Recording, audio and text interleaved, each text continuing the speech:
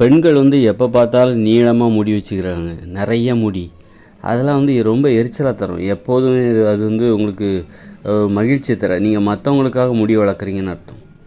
ஒரு எப்போ பார்த்தாலும் தலை நிறைய முடியை வச்சுக்கிறது. அப்பப்போ மொட்டை போடுங்க, ஒரு வருஷத்துக்கு ஒரு வாட்டி மொட்டை போடுங்க, அல்லது வந்து ஷார்ட்டாக முடி விட்டுங்க.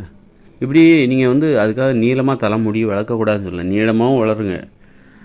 அது ஒரு கட்டம் தான், அப்படியே போர் அடிக்கணும், அடுத்து மாற்றிக்கிட்டே இருங்க. அதற்கான வாய்ப்புகள் இங்கே இருக்குது, அதற்கான அனுமதியும் இங்கே இருக்குது. நீங்கள் அந்த அனுமதியை பயன்படுத்தணும். பொம்பளைங்கன்னா இப்படி தான் இருக்கணும் அப்படிங்கிற மாதிரி இல்லைன்னா நீங்கள் பொம்பளையே இல்லை, மற்றவங்க உங்களுடைய பெண்மை குறித்து சந்தேகப்பட்டுருவாங்க, நீங்கள் பொம்பளையா இல்லையான்னு சந்தேகப்பட்டுருவாங்க அப்படின்னு சொல்லிட்டு மற்றவங்களுக்கு நீங்கள் முக்கியத்துவம் கொடுக்காதீங்க.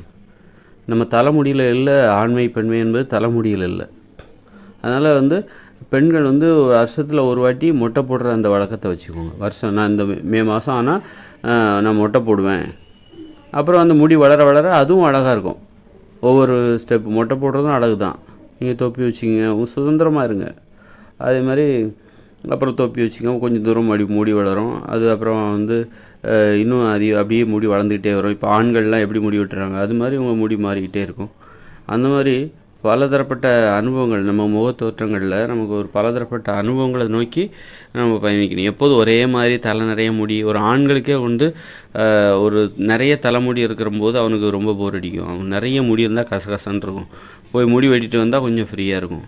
அப்புறம் அவனுக்கே தோணும் நிறைய முடி வளர்க்கணும்னு, எப்போவாது அவனுக்கு தோணும். அல்லது சில டைமில் அவனுக்கு மொட்டை போடணும் கூட தோணும். ஆண்கள் கூட பயந்துக்கிட்டே இருக்கான், இப்படி தான் இருக்கணும், இது வந்து பெரியவங்க சொன்னது மற்றவங்களுக்காக அப்படின்னு சொல்லிட்டு. தனது உணர்வு என்ன, தனது விருப்பம் என்ன, தலைமுடி அழகில் வந்து ஆண்களாக இருந்தாலும் சரி பெண்களாக இருந்தாலும் தனக்கு என்ன பிடிச்சிருக்கு அப்படிங்கிற விஷயத்த யாருக்குமே தெரியாமல் இருக்காங்க.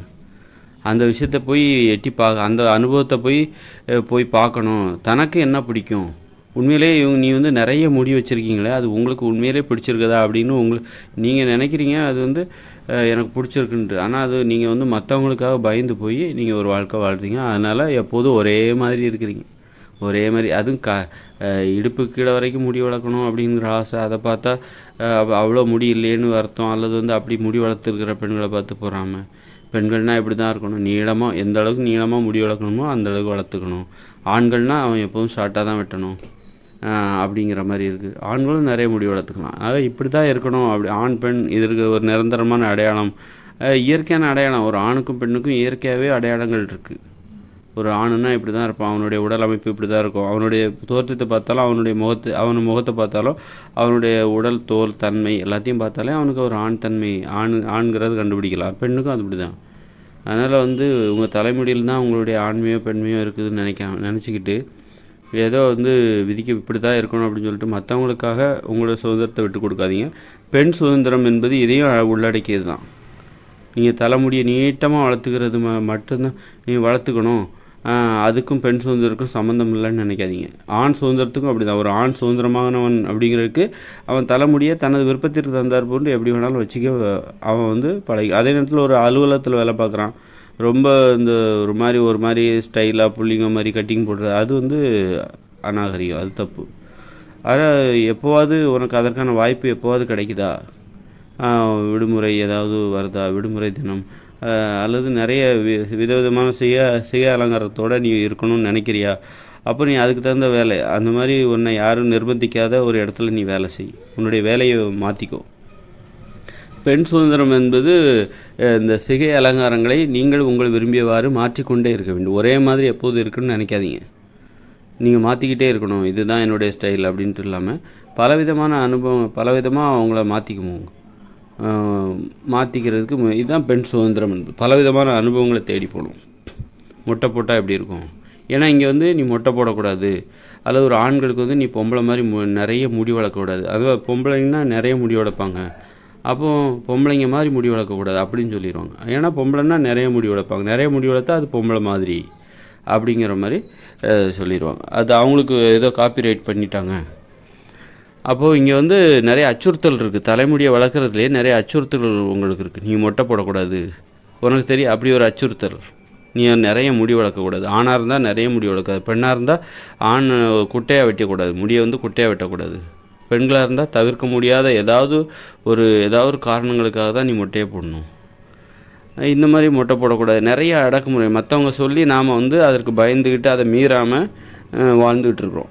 நாம் நம்ம விருப்பம் என்னன்னு தெரியாமலே மற்றவங்க விருப்பத்துக்காக மற்றவங்க விருப்பங்களுக்கு பணிஞ்சுக்கிட்டு மீற முடியாமல், மற்றவங்கன்னா யார், பெரியவங்களாக இருக்கலாம், அதில் இந்த சமூகம் உங்களை சுற்றி உள்ளவர்களாக இருக்கலாம். அவங்க உங்களை பல விஷயங்களில் கட்டுப்படுத்துவாங்க. நீங்கள் மற்றவங்களுக்கு பயப்படுறீங்க, அந்த பயத்துலேருந்து அதை பயன்படுத்திக்கிட்டு மற்றவங்க மேலே நமக்கு கொஞ்சம் பயம் இருக்குன்னு தான். அதுக்காக மற்றவங்கள நம்ம எந்த விதத்துலேயும் புறக்கணிக்க முடியும். நாம் சரியாக வாழ்வதற்கு மற்றவங்க உதவி செய்கிறாங்க. மற்றவங்களுடைய விமர்சனங்கள் நமக்கு உதவியாக இருக்கும். நம்ம சோம்பேறித்தனமாக அப்படி பொறுப்பு இல்லாமல் இருந்தால் மற்றவங்க விமர்சிப்பாங்க.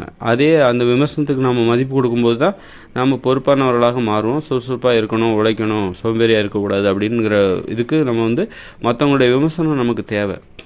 அதனால் மற்றவங்க விமர்சனத்தையும் மற்றவங்க சொல்கிறதையும் முற்றிலும் புறக்கணித்து விட்டாக்கா நாம் அது மோசமாக நம்மளால் வாழ்வில் முன்னேறவே முடியாது. அதே நேரத்தில் மற்றவங்களோட நியாயமான விமர்சனங்களுக்கு தான் நம்ம அடிபணியணும். இந்த மற்றவங்க விமர்சனங்களுக்கு நாம் ஒரு முக்கியத்துவம் இருக்குதுல்ல, அந்த முக்கியத்துவத்தை பயன்படுத்தி அவங்க ரொம்ப அத்துமீறுவாங்க. நீ இதை பண்ணக்கூடாது, அதை பண்ணக்கூடாது, நீ அந்த மாதிரி ட்ரெஸ் பண்ணக்கூடாது, இந்த மாதிரி ட்ரெஸ் பண்ணக்கூடாது, பெண்ணா இப்படி தான் ட்ரெஸ் பண்ணணும், ஆண்னா இப்படி தான் ட்ரெஸ் பண்ணணும். அதே நேரத்தில் பெண்கள் எந்த ட்ரெஸ் வேணாலும் போடலாம். ஆனால் நீங்கள் உங்கள் இடத்துக்கு தகுந்த மாதிரி போட கற்றுக்குங்க. உங்கள் இடத்துக்கு என்ன மாதிரியான ஆடைகள் அனுமதிக்கப்படுகிறது, எந்த அளவுக்கு சுதந்திரமான ஆடைகள். ஒரு சில ஆடைகள் அதற்கான சூழ்நிலை, நீங்கள் எங்கே வாழ்கிறீங்க, உங்களை சுற்றி உள்ளவர்கள் என்ன மாதிரி இருக்காங்க, அந்த மாதிரியான சூழலுக்கு பொருந்தாத ஆடைகளை அணிய வேண்டாம். அதுக்காக அந்த மாதிரி சூழலுக்கு பயந்துக்கிட்டு ஒரு அடிமைத்தனம் இந்த ஆடையை அணிய வேண்டாம். நீங்கள் வாழ்கிற பக்கத்து வீட்டுக்காரங்க, உங்களுடைய உறவினர்கள், நீங்கள் டெய்லி எங்கெல்லாம் போயிட்டு வரீங்க, அந்த மாதிரி இடத்துல பெரும்பாலான மக்கள் எந்த அளவுக்கு ஒரு ஆடை சுதந்திரத்தை அனுமதிப்பாங்க, எதை ரொம்ப வித்தியாசமாக பார்ப்பாங்க, பொருந்தாத மாதிரி இருக்கக்கூடாது. அது உங்களுக்கு தான் சிரமம். அல்லது நீங்கள் ரொம்ப ஆடை சுதந்திரமாக இருக்கணும், ஆடைகளில் ரொம்ப சுதந்திரமாக இருக்கணும் அப்படின்னா அதற்கான இடத்த நோக்கி நீங்கள் போகணும். ஒரு பெண்ணாக இருக்கிறீங்க, நான் ரொம்ப ஒரு ட்ரௌசர் மாதிரி தொட தெரிகிற மாதிரி எனக்கு ட்ரௌசரை போடணும், டிஷர்ட் போடணும் அப்படின்னா நீங்கள் அதற்கான இடத்த தேடி ஒரு சென்னையில் போய் குடியிருக்கலாம். நீங்கள் ஒரு கிராமத்தில் இருந்துக்கிட்டு அது மாதிரி போடணுன்னு நினைக்கக்கூடாது. உங்களை சுற்றி இருக்கிறவங்க என்னவா இருக்கிறாங்களோ அதுக்கு தகுந்த மாதிரி அவங்க ரொம்ப வித்தியாசமாக பார்க்குற மாதிரி, ஏன்னா நம்ம பார்க்குற மாதிரி நம்ம ஆடை அணியக்கூடாது, நம்ம பழக்க வழக்கம், முகத்தோற்றம் அப்படி இருக்கக்கூடாது.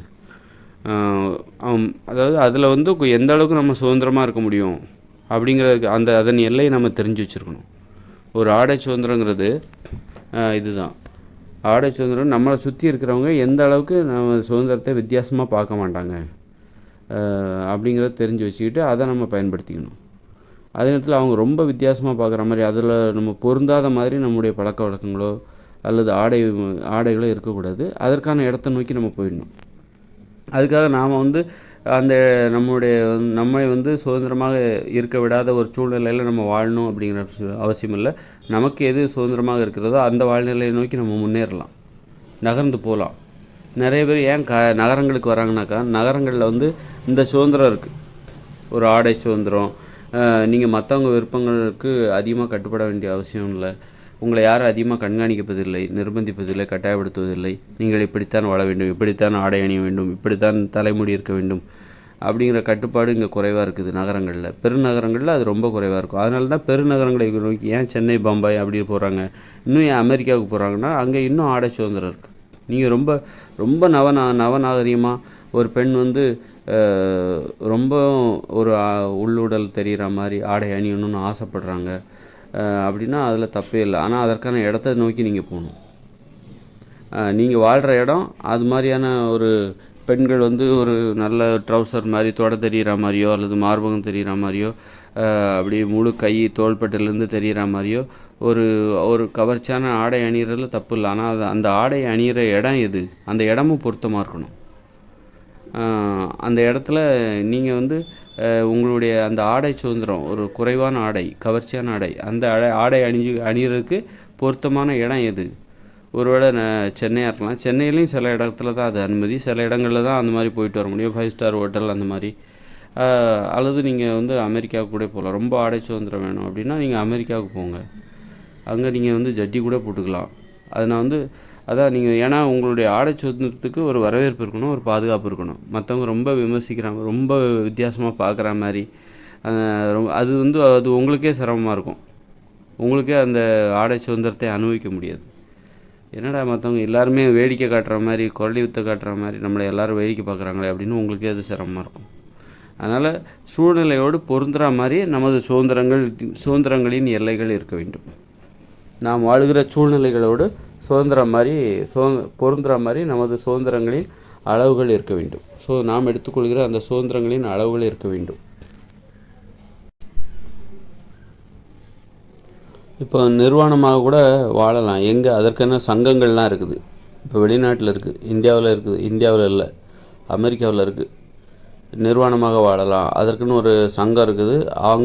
அங்கே அந்த சங்கத்தில் சேர்ந்துட்டா அவங்களுக்குன்னு ஒரு இடம் இருக்குது.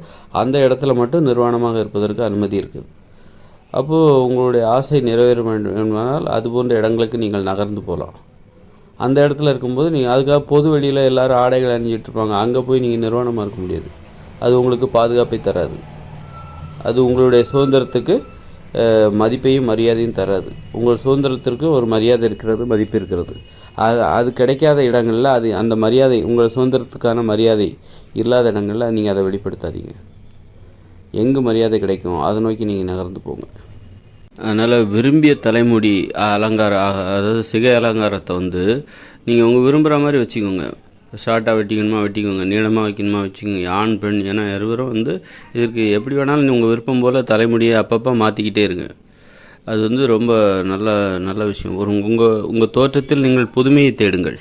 ஒரே மாதிரி எப்போதும் இருக்காதீங்க. அது ரொம்ப கஷ்டம். அப்படி இருக்கிறத விட சுதந்திரம்னா என்னங்கிறத முதல்ல நீங்கள் உணரணும். எப்போதும் ஒரே மாதிரி இருக்கக்கூடாது.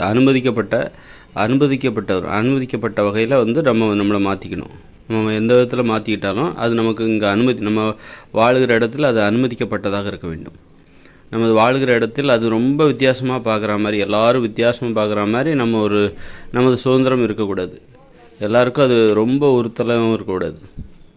அதனால் அப்படி இருக்கணும். இன்னொன்று என்னென்னாக்கா, இப்போ சிகை அலங்காரங்கள்லாம் இருக்குது, முடிவெட்டுற கடை, அதில் வித்தியாசமாக பண்ணுறது, இதெல்லாம் இப்போ தான் பண்ணிக்க முடியும்.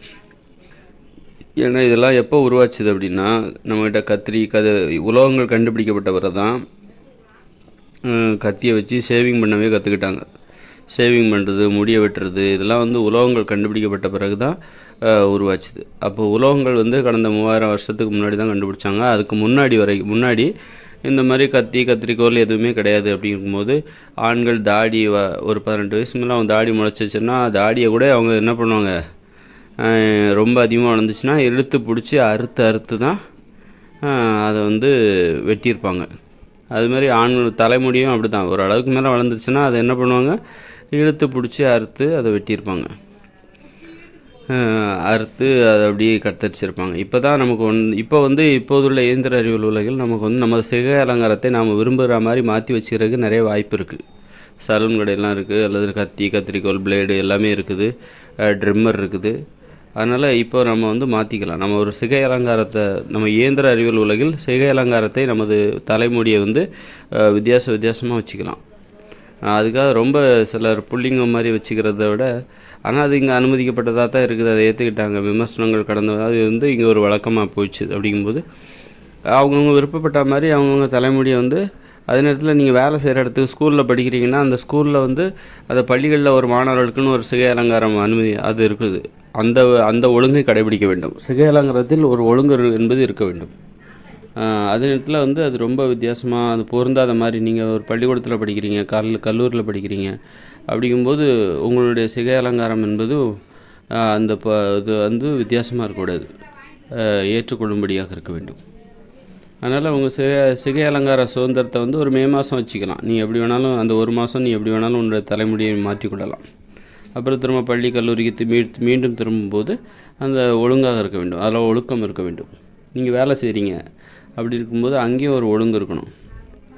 அந்த மாதிரி அதில் ஒழுக்கமும் இருக்கணும். அதே நேரத்தில் அது ஒரே புதுமையாகவும் நீங்கள் ஒரு அனுமதிக்கப்பட்ட வகையில் வித்தியாசமாக பார்க்காம, அது ஒரு ஒழுங்கின்மையாக தோற்றமளிக்காமல் அதில் ஏதாவது புதுமையாக செய்ய முடியுமா, புதுமையாக சிகை அலங்காரத்தை வச்சுக்க முடியுமா அப்படிங்கிற முயற்சி நம்ம எடுத்துடணும். தற்போதுள்ள இயந்திர அறிவியல் உலகில் தான் நமக்கு அதற்கான வாய்ப்பு இருக்குது.